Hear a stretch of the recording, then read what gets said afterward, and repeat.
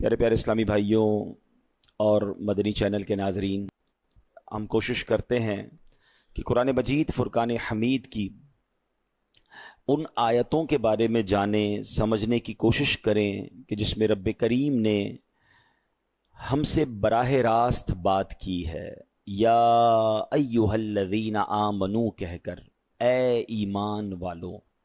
قرآن مجید فرقان حمید سارا ہی ہمارے لیے راہ ہدایت ہے، راہ نجات ہے، سر چشمہ ہدایت ہے، لیکن جو یہ خاص آیتیں ہیں یہ تو براہ راست ہمیں ایڈریس کیا گیا ہے۔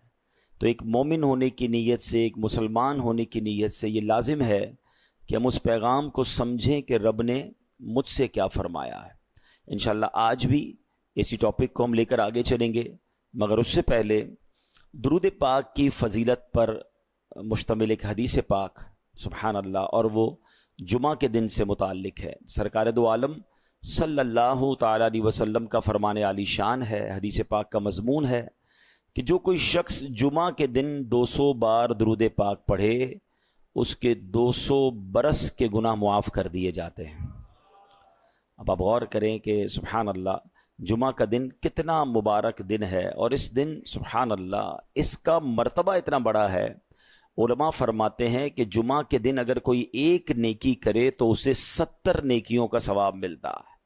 تو ہمیں اس دن تلاش کر کر کے نیکیاں کرنی چاہیے، درود پاک پڑھیں، تلاوت قرآن کریں، ہو سکے تو جمعہ کے دن سورہ یاسین پڑھیں۔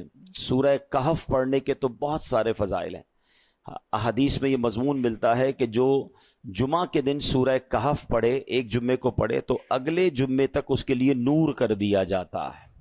تو تھوڑی دیر لگتی ہے، 12-15 منٹ سورہ کہف کی تلاوت بھی کر لیا کریں، اور سبحان اللہ جمعہ کے دن ہو سکے تو مریض کی عیادت کریں، صدقہ و خیرات کریں، جتنا ہو سکے نیکیاں کریں۔ ہاں ایک بات یاد رکھنی ہے کہ جب جس مقام، جس وقت اور جس یوں سمجھیے کہ جگہ کا شرف اور بزرگی زیادہ ہوتی ہے، یا جس مہینے یا جس دن کی، تو پھر اس دن گناہ کرنا، اس مقام پر گناہ کرنا، اس کی سزا بھی بڑھ جاتی ہے۔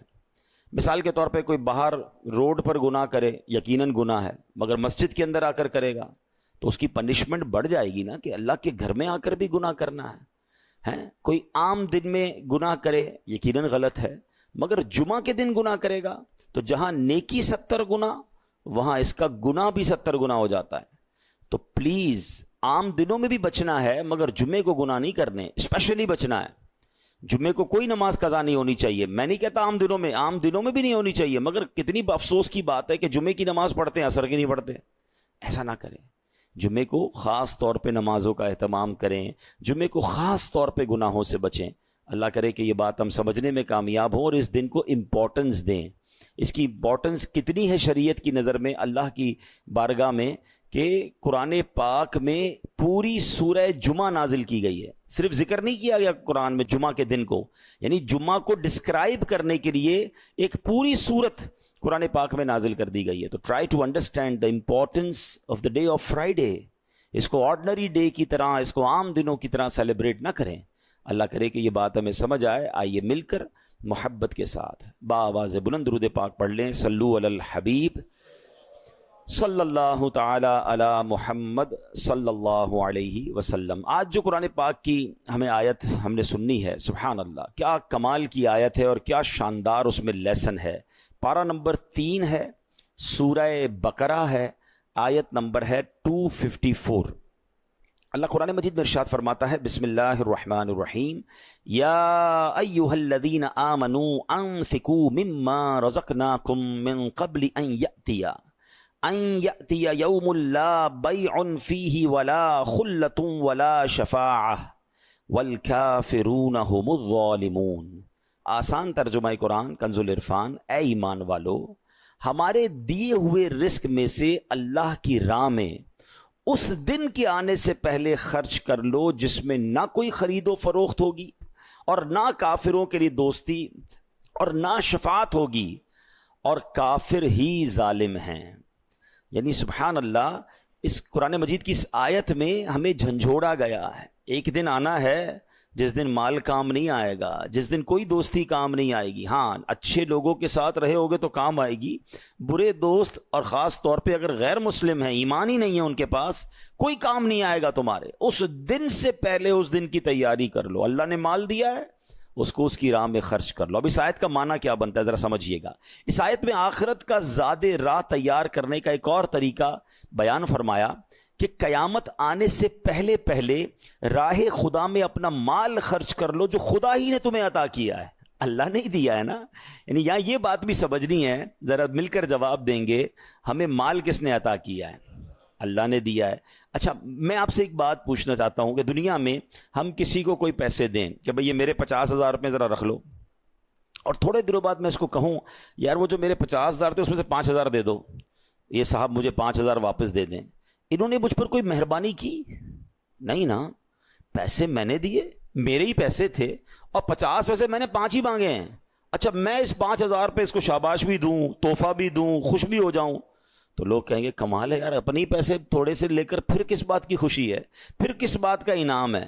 ٹھیک ہے نا، کوئی کمال نہیں ہے اس بندے کا جس کے پاس ہم پیسے رکھوا کے ہمارے ہی پیسے اس میں سے بھی تھوڑے لے لیں۔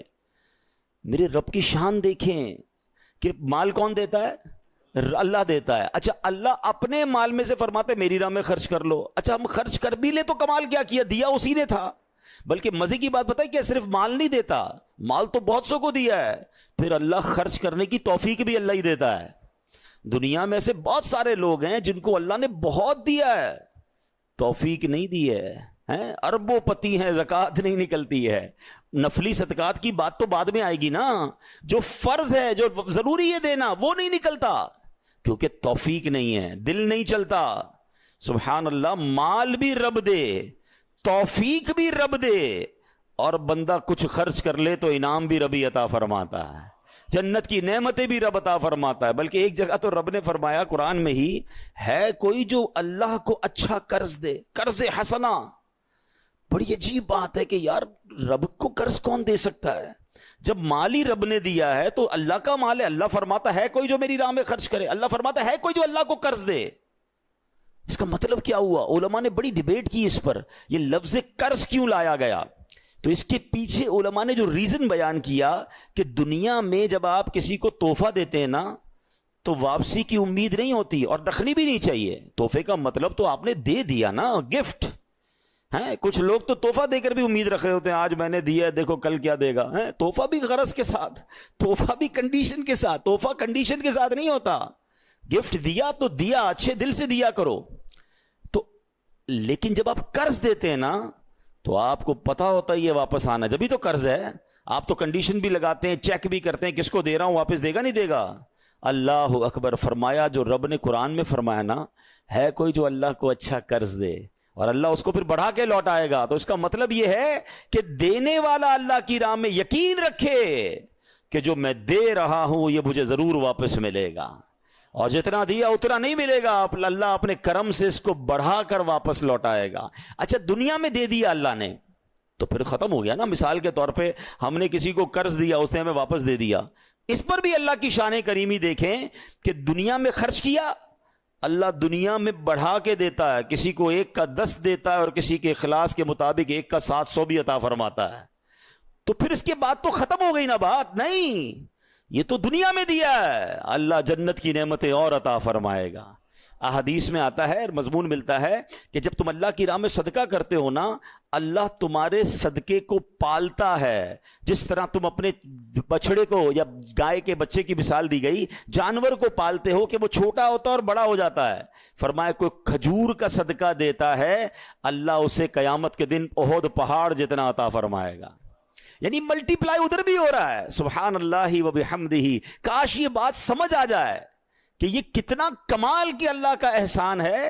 تو فرمایا کہ جو اللہ نے مال عطا کیا ہے اسی میں سے تم خرچ کرو۔ پھر کیا فرمایا؟ قیامت کا دن بڑی ہیبت والا ہے، उस दिन माल किसी को भी फायदा ना देगा और दुनियावी दोस्तियां भी बेकार होंगी, बल्कि बाप बेटे भी एक दूसरे से जान छुड़ा रहे होंगे। नीज काफिरों को किसी की सिफारिश काम न देगी और न दुनियावी अंदाज में कोई किसी की सिफारिश कर सकेगा। सिर्फ इज़्ने इलाही से अल्लाह ने जिसको इजाजत दी होगी, अल्लाह ताला के मकबूल बंदे अहले ईमान की शफाअत कर सकेंगे। और माल का फायदा भी आखिरत में उसी सूरत में होगा जब दुनिया में उसे नेक कामों में खर्च किया हो। और दोस्तियां भी नेक लोगों के साथ जो दोस्तियां होंगी वो काम आएंगी। अल्लाह ने कुरान मजीद में एक और जगह इरशाद फरमाया, जो बुरे लोगों से दोस्ती लगाते हैं ना, ये मेरे नौजवान मुझे सुन रहे हैं, आज नौजवान को समझाओ यार बुरे लोगों के साथ ना बैठो, शराबियों के साथ ना बैठो, जुआरियों के साथ ना बैठो, बेहया लोगों के साथ दोस्तियां ना करो। तो जवाब क्या देते? मैं नहीं शराब पीता, मैं जुआ कहां खेलता हूं, मैं बुरे काम नहीं करता, बस बैठता हूं, कंपनी देता हूं, दोस्त करते हैं।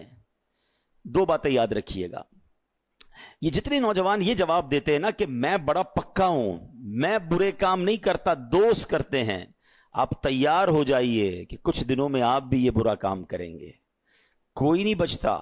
चलें, अगर आपको मेरी बात समझ नहीं आ रही, ये नौजवानों को नहीं आती समझ, उमूमन बच्चों को समझ ही नहीं आती कि अब्बू पता नहीं क्यों रोक रहे हैं, ये मौलाना साहब क्यों मना करते हैं बुरे दोस्तों में बैठने का, मैं तो बड़ा पक्का हूं। अच्छा, इसी तरह अब जरा नौजवानों से बात कर लूं या बड़ी उम्र के लोगों से बात कर लूं, वो बदअकीदा लोगों के साथ बैठना शुरू कर देते हैं, जिनका ईमान दुरुस्त नहीं है, जिनका अकीदा दुरुस्त नहीं है, अल्लाह के बारे में, रसूल के बारे में, सहाबा के बारे में या अहले बैत के बारे में। उन्हें कहो यार आपके दोस्तों में ये क्यों है, तो कहते मैं बड़ा पक्का हूं, मैं उनके अकीदे की तरफ नहीं जाता हूं, मैं तो जनाब अपनी बात करता हूं लेकिन बैठता हूं उनके साथ।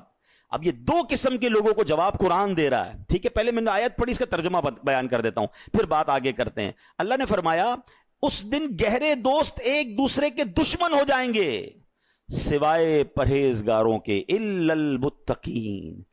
मुत्तकी लोगों की दोस्ती होगी, वो कयामत में भी काम आएंगे, बाकी सारे दोस्त एक दूसरे के दुश्मन हो जाएंगे।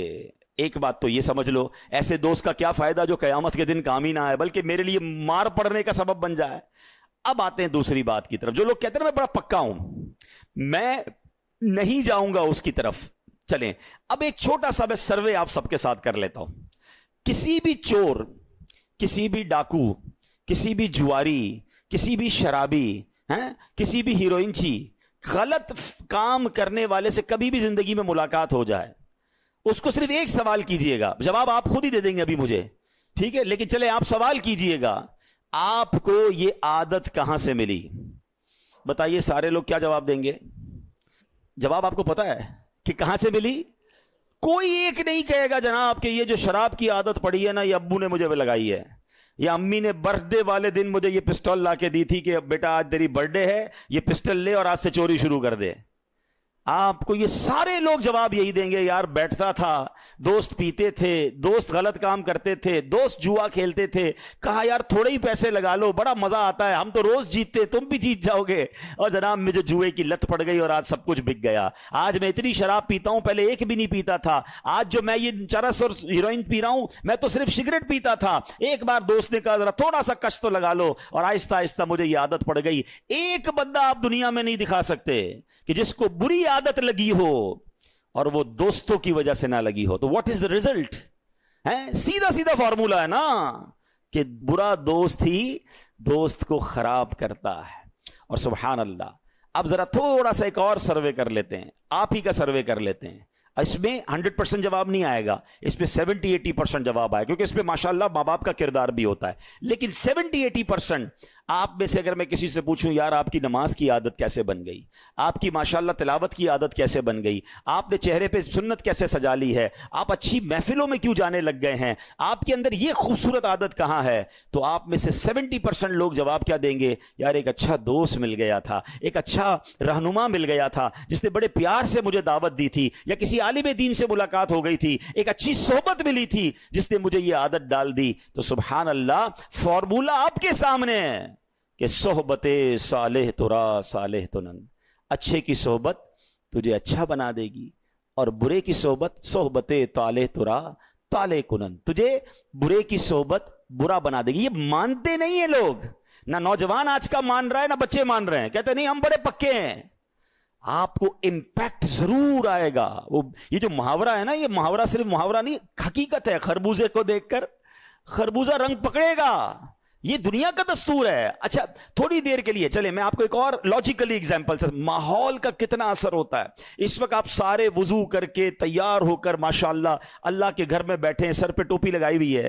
اس وقت آپ میں سے کسی کا حرام کام کرنے کو جی چاہ رہا ہے؟ کوئی بری بات سوچنے کو جی چاہ رہا ہے؟ کوئی بے حیائی کی بات دماغ میں آ رہی ہے؟ کیوں نہیں آ رہی ہے بھائی؟ کیونکہ آپ اچھے ماحول میں بیٹھے ہیں، آپ اچھے انوائرمنٹ میں بیٹھے. انوائرمنٹ اثر ڈالتا ہے، صحبت اثر ڈالتی ہے. اس وقت اللہ رسول کی بات سننے کو جی چاہ رہا ہے، یہیں سے اٹھ کر کسی ڈانس کلب میں چلے جائیں، کسی میوزیکل پروگرام میں چلے جائیں، بے حیائی کے پروگرام میں جائیں، تھوڑی دیر تک تو بندہ اسٹک رہے گا، تھوڑی دیر بعد اس کا دماغ بھی الٹا سوچنا شروع کر دے گا. کیوں؟ صحبت اثر ڈالتی ہے، ماحول امپیکٹ ڈالتا ہے. اگر بچنا ہے نا تو ہمیں اچھے ماحول میں ہی رہنا ہوگا، ہمیں اچھے دوستوں میں رہنا ہوگا. ورنہ میں کہوں میں بڑا پکا ہوں، ارے بڑے بڑے اولیاء کہلانے والوں کو شیطان نے پلٹا دیا، میں اور آپ کیا ہیں؟ تو اپنے اوپر اتنا غرور، اتنا جس کو کہتے ہیں نا یقین نہیں ہونا چاہیے. ہمیں ڈرتے رہنا چاہیے. قرآن کہہ رہا ہے نا تو بری دوستیوں سے بچیے، خدارہ بچیے، یہ ایمان لے سکتی ہیں. وہ کہتے ہیں نا برا یار مار سے زیادہ خطرناک ہے. مار فارسی میں کہتے ہیں سانپ کو. یار وہ والا جو برا ہے وہ سانپ سے زیادہ خطرناک ہے. سانپ جان لیتا ہے، برا دوست ایمان لے لیتا ہے. لیکن ہمیں فکر ہی نہیں ہے. کوئی بات نہیں یار، غیر مسلم ہے تو کیا ہوا، ہم تو جاتے. معاذ اللہ مسلمان کہلانے والے ان کے تہواروں میں جاتے ہیں، ان کے تہواروں میں مٹھائیاں جا رہی ہیں، ان کے گھروں سے مٹھائیاں آ رہی ہیں. کیا جواب دو گے اللہ رسول کو؟ اس سے دوستی لگائیے جس کا صحابہ کرام کے بارے میں عقیدہ ہی درست نہیں ہے اور ہم اس کے ساتھ کھاتے پیتے ہیں. کیا جواب دیں گے ہم صحابہ کرام کو، نبی پاک کو کیا جواب دیں گے؟ سرکار دو عالم علیہ الصلوۃ والسلام فرماتے ہیں کہ الصحابی کا نجوم، میرے صحابہ ستاروں کی مانند ہیں. فَبِأَيِّهِمْ اِقْتَدَيْتُمْ اِهْتَدَيْتُمْ، میرے صحابہ ستاروں کی مانند ہیں، جس کی بھی پیروی کرو گے تم کامیاب ہو جاؤ گے. اور ان صحابہ کو برا بھلا کہنے والا میرا دوست ہو سکتا ہے؟ کیسے ہو سکتا ہے؟ سوچئے نا. اچھا پھر ایسے دوست لگائے ہوں گے جو اہل بیت کو برا بھلا کہہ رہے ہیں. معاذ اللہ. کبھی سوچا آپ نے کہ سرکار کی آل کے بارے میں بری بات کرنے والے کے ساتھ میں کیسے بیٹھ سکتا ہوں؟ مگر نہیں، کوئی بات نہیں یار، میرا دوست ہے، اس کا عقیدہ ہے. یار آپ کے والد کو کوئی گالی دے، آپ کی والدہ کوئی برا بھلا بولے، آپ اس کے ساتھ بیٹھیں گے؟ آپ کیا میں اس کی جان لے لوں گا، اس کا گلا پکڑ لوں گا؟ اچھا تمہاری ماں کو برا بھلا کہ تم نہیں بیٹھو گے، مومنوں کی ماں کے بارے میں، ہماری امہات المومنین کے بارے میں کوئی برا کہے، ہمارا دوست بن جاتا ہے. سوچیے ہم کیا کر رہے ہیں، ہم کدھر جا رہے ہیں؟ ہمارا کوئی معیار نہیں ہے. ہم مسلمان پہلے ہیں، ہمیں نبی پاک علیہ الصلوۃ والسلام سے بروز قیامت شفاعت لینی ہے. ہم کیسے ان کو دوست بنا سکتے ہیں؟ تو خدا را سمجھیے، اللہ کے ولی سبحان اللہ اولیاء کرام کے بارے میں بری باتیں کرنے والا میرا دوست کیسے ہو سکتا ہے؟ اولیاء کرام، اچھا ولی کہتے کس کو ہیں؟ دوست کو. کس کا ولی ہے؟ اللہ کا دوست ہے. اللہ کے دوست کو برا کہے تو اللہ مجھ سے راضی ہوگا؟ میرا بہت چھوٹا سا علم ہے پیارے اسلامی بھائیوں، لیکن میں نے اب تک جو پڑھا ہے 2 ہی مقامات قرآن مجید میں ملتے ہیں یا احادیث میں سننے کو ملتا ہے کہ یہ 2 کام ایسے ہیں کہ کوئی کر لے تو وہ ایسا ہے جس سے اللہ اعلان جنگ فرماتا ہے. رب سے جنگ کرنا ہے، یہ 2 کام ایسے ہیں. مجھے بتاؤ اللہ سے جنگ کر کے کوئی جیتے گا؟ بربادی ہونا ہے نا. تو ان 2 کاموں سے تو مجھے میلوں کوسوں دور رہنا ہے. وہ 2 کام کون سے ہیں؟ فرمایا ایک سود کا کام کرنے والا اور ایک اللہ کے ولی سے دشمنی کرنے والا. اللہ فرماتا ہے میرا اس سے اعلان جنگ ہے. اولیاء کرام کے اس بارے میں بکواس ہو رہی ہے اور میں کہتا ہوں میرا دوست ہے یار، کوئی بات نہیں، اس کا مسئلہ ہے، میں تو کھانا کھاتا ہوں اس کے ساتھ. اللہ اکبر. قرآن کہتا ہے قیامت کے دن متقیوں کے علاوہ گہرے دوست بھی دشمن ہو جائیں گے. تو ہمارا کوئی پیرامیٹر ہونا چاہیے. آج کل تو ڈیجیٹل فرینڈ بنتے ہیں نا، ادھر فرینڈ ریکویسٹ آئی ادھر ایکسپٹ، ادھر فرینڈ ریکویسٹ ادھر ایکسپٹ. کون ہے کیا ہے؟ روایتوں میں آتا ہے دوست کے دین پر ہوتا ہے. دوست بنانے کا کوئی معیار بناؤ کہ پہلے وہ دوست اللہ کا دوست ہے کہ نہیں، رسول پاک صحابہ اہل بیت کا دوست ہے کہ نہیں، اس کے عقیدے، پھر اس کے بعد اس کے اعمال کیسے ہیں. برے دوستوں کے ساتھ رہ کر آپ اچھے نہیں ہو سکتے. کاش یہ قرآن کا پیغام آج ہم سمجھ جائیں کہ ہمیں دوست کسے بنانا ہے. اچھا پھر سبحان اللہ آگے قرآن کہتا ہے کہ پھر اپنے اللہ نے جو مال دیا ہے نا اس کو خرچ کر کے اس دن سے پہلے خرچ کر لو. جس دن پھر کوئی کاروبار نہیں ہوگا، جس دن پیسہ کام نہیں آئے گا۔ ایک اور جگہ رب قرآن میں فرماتا ہے وَأَنفِقُوا مِمَّا رَزَقْنَاكُمْ مِن قَبْلِ أَن يَأْتِيَ أَحَدَكُمُ الْمَوْتُ فَيَقُولَ رَبِّ لَوْلَا أَخَّرْتَنِي إِلَىٰ أَجَلٍ قَرِيبٍ فَأَصَّدَّقَ وَأَكُن مِّنَ الصَّالِحِينَ۔ ترجمہ، اور ہم نے تمہیں جو رزق دیا اس سے اس وقت سے پہلے ہماری راہ میں خرچ کر لو کہ تم میں سے کسی کو موت آئے تو کہنے لگے اے میرے رب تو نے مجھے تھوڑی مہلت کیوں نہ دی کہ میں صدقہ دیتا اور صالحین میں سے ہوتا۔ مرنے کے بعد بندہ کہے گا اے اللہ دوبارہ بھیج دے، مجھے تو پتہ ہی نہیں تھا میں اتنا جلدی مر جاؤں گا، میں اب روزہ بھی رکھوں گا، میں صدقہ بھی دوں گا، میں نمازیں بھی پڑھوں گا، اے اللہ ایک موقع دے دے۔ اس کے بعد کوئی موقع نہیں ملے گا۔ اعلیٰ حضرت لکھتے ہیں نا، اترتے چاند ڈھلتی چاندنی جو ہو سکے کر لے، اندھیرا پاک آتا ہے یہ 2 دن کی اجالی ہے۔ ارے یہ بھیڑیوں کا بن ہے اور شام آ گئی سر پر، کہاں سویا مسافر ہائے کتنا لا ابالی ہے۔ اندھیرا گھر اکیلی جان دم گھٹتا دل اکتا تھا، خدا کو یاد کر پیارے وہ ساتھ آنے والی ہے۔ زمین تپتی کٹیلی راہ بھاری بوجھ گھائل پاؤں، مصیبت جھیلنے والے تیرا اللہ والی ہے۔ نہ چونکا دن ہے ڈھلنے پر تیری منزل ہوئی کھوٹی، ارے او جانے والے نیند یہ کب کی نکالی ہے۔ ہم سب دنیا میں جانے کے لیے آئے ہیں۔ میں 2 دن پرانی بات آپ کو بتاتا ہوں۔ میں نیو کراچی میں گیا، میرا بیان تھا وہاں پر۔ بیان کے بعد مجھے لوگوں نے کہا کہ اس بیان کے پاس ہی ایک گھر ہے اور وہاں بڑی جوان موت ہوئی ہے، والد صاحب کو صبر ہی نہیں آ رہا ہے، آپ تھوڑی دیر کے لیے چلیں، دعا کر دیں گے ان کو کچھ تسلی ہو جائے گی۔ یقین کریں اس وقت میں آپ سے بات کر رہا ہوں نا، اس نوجوان کا چہرہ میری آنکھوں میں گھوم رہا ہے۔ پتہ ہے اس کی عمر کتنی تھی؟ وہ 20 سال کا بھی نہیں ہوا تھا، 19 سال اور چند مہینے کا وہ نوجوان تھا جس کا انتقال ہوا۔ اس کے والد بھی موجود تھے، اس کے دادا بھی موجود تھے۔ میں اس گھر میں ملنے گیا، آپ یقین کریں جو ان کی کیفیت تھی، پتہ وہ کیا کہتے تھے؟ میں نے کہا کیسے انتقال ہوا؟ وہ کہتے یہ نوجوان صرف 2 دن پہلے بیمار ہوا، بخار ہوا۔ ہم نے کہا نارمل سی بات ہے، گھر میں دوائی دے دیتے ہیں بخار میں۔ اگلا دن اس کا چہرہ پیلا پڑنا شروع ہو گیا، ہم سمجھے پیلیا ہو گیا ہے، علاقے کے ڈاکٹر کو دکھانے گئے کہ جناب کوئی تھوڑی سی دوائی دے دیں، جوائنٹس لگ رہا ہے۔ شام تک اس کی طبیعت اتنی بگڑ گئی کہ ہم پھر کسی بڑے ہاسپٹل میں لے گئے۔ ہاسپٹل والوں نے کہا طبیعت سیریس ہے، راتوں رات اس کو ہاسپٹل میں ایڈمٹ کیا اور اگلے دن اس کا وصال ہو گیا۔ ہم نے جتنے ٹیسٹ کروائے، وہ کہتے ہیں جو ٹیسٹ کی رپورٹیں تھیں نا وہ بھی نہیں آ پائیں۔ بندے کے انتقال کے 3 دن بعد ٹیسٹ کی رپورٹیں آ رہی ہیں کہ بلڈ میں یہ پرابلم ہے، وہ یعنی اتنا بھی ٹائم نہیں ملا ہمیں کہ ہم اس کی ڈائگنوز کر سکتے کہ اس کو پرابلم کیا تھا۔ بڑا پیسے والے تھے، بڑا گھر تھا، سب کچھ تھا، مگر وہ 20 سال کا نوجوان اب اپنی قبر میں اکیلا ہے۔ کاش یہ بات ہمیں سمجھ آ جائے کہ میں نے بھی جانا ہے، آپ نے بھی جانا ہے۔ کس بات کا انتظار ہے یار؟ ہمیں کیوں لگ رہا ہے کہ ابھی بہت باقی ہے؟ ابھی تو بڑی لائف پڑی ہے، ابھی تو بڑھاپا آئے گا، پھر جناب اللہ بھی کر لوں گا، پھر توبہ بھی کر لوں گا، پھر حرام بھی چھوڑ دوں گا، پھر اللہ کی راہ میں خرچ بھی کر لوں گا۔ دادا موجود ہے، پوتا قبر میں ہے۔ وہ ایک قبرستان میں تختی لگی ہوئی تھی نا ایک قبر کے اوپر، میں بڑا اہم تھا یہی میرا وہم تھا۔ کاش یہ بات سمجھ آ جائے۔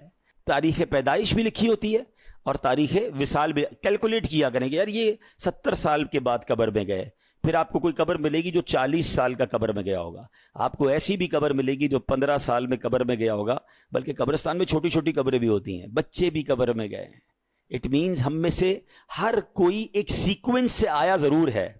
میرے دادا پہلے آئے، آپ کے بھی پہلے دادا آئے، پھر والد آئے، پھر آپ آئے، پھر آپ کے بچے، پھر ان کے بچے۔ یہ ایک سیکوینس ہے، ایک ترتیب ہے۔ آنے کی ترتیب ہے، جانے کی ترتیب نہیں ہے۔ پہلے کوئی بھی جا سکتا ہے، تو پھر کیوں تیاری نہیں کر رہے؟ یہی تو قرآن کہہ رہا ہے کہ بندہ مرنے کے بعد کہے گا یا اللہ مجھے مہلت کیوں نہ دی، میں نیک کام کرتا، میں تیری راہ میں خرچ کرتا۔ موت مہلت دے کر نہیں آتی ہے۔ مجھے اور آپ کو کوئی میسج نہیں آئے گا۔ آج کل میسج آتا ہے نا موبائل کمپنی کا کہ جناب 90% ڈیٹا یوز ہو گیا ہے، پلیز اب 10% رہ گیا ہے، اب جلدی سے پیسے ڈلوائیں ورنہ موبائل بند ہو جائے گا۔ ہم کہتے ہیں یار اپنے اسٹاف کو یا پیسے بھجواؤ، موبائل بند ہونے والا ہے۔ زندگی میں مجھے اور آپ کو کوئی میسج نہیں آئے گا کہ your 10% life remaining, please make repentance, तौबा कर लें, 10% रह गई है, 2 दिन रह गए, अब सजदा कर लें, अब अल्लाह को राजी कर लें, अब छोड़ दें हराम को। नहीं, सुबह बंदा घर से निकलता है, शाम जनाजा घर पे आता है। प्लीज कुरान के इस पैगाम को आज लेकर जाएं। अल्लाह ने माल दिया है, जिंदगी में खर्च कर लो, अच्छी जगह खर्च करो, गरीबों की मदद करें, सदका जारिया वाले काम करें, ज़कात उसकी पूरी दें, और सिर्फ ज़कात क्यों और खर्च कर लो। अच्छा, ये माल जाना किधर है? आप ही के अकाउंट में जाना है। अल्लाह की राह में खर्च करके टेंशन क्यों होती है? कोई ऐसा बंदा देखा आपने कभी कि जो बंदा कहे यार आज बड़ा मूड ऑफ है? हम कहें क्यों मूड ऑफ है? कि यार ये जेब में पैसे थे ना, ये आते आते बैंक में डलवा के आया हूं। तो हम कहेंगे यार थोड़े ही पैसे थे, आपके ही जेब में थे, आपके ही अकाउंट में चले गए, टेंशन किस बात की है? ऐसा ही है ना, कोई टेंशन नहीं होती कि यार कैश पड़ा है जरा अकाउंट में डलवा दूं। काश मेरा और आपका ये जहन बन जाए कि जो मेरे पास पैसे हैं, मैं जब जब अल्लाह की राह में खर्च करता हूं, ये मेरे ही जन्नत के अकाउंट में जमा हो रहे हैं। तो फिर कभी टेंशन नहीं होगी, खुशी होगी कि यार अच्छा जमा करवा दो। यही तो कुरान ने कहा कि अपनी लाइफ में अल्लाह के दिए हुए माल में से अल्लाह की राह में खर्च करें। अल्लाह अकबर। कयामत के बारे में एक और आयत सुनिए, काश हम ये मैसेजेस लेके जाएं। कुरान में रब फरमाता है, कुरान कहता है उस दिन आदमी अपने भाई से भागेगा, और अपनी माँ और अपने बाप और अपनी बीवी और अपने बेटों से। उनमें से हर शख्स को उस दिन की एक ऐसी फिक्र होगी जो उसे दूसरों से बेपरवाह कर देगी। कोई किसी के कहां, आज मां कितनी तकलीफ में आ जाती है कि बेटे को तकलीफ हो, मां बीमार हो जाती है, इतना प्यार करती है मां। कुछ लोग अपनी मां से बहुत प्यार करते हैं, करना चाहिए, दोस्तों से प्यार करते हैं, बच्चों से प्यार करते हैं, सारी जिंदगी बच्चों के लिए काम करते हैं।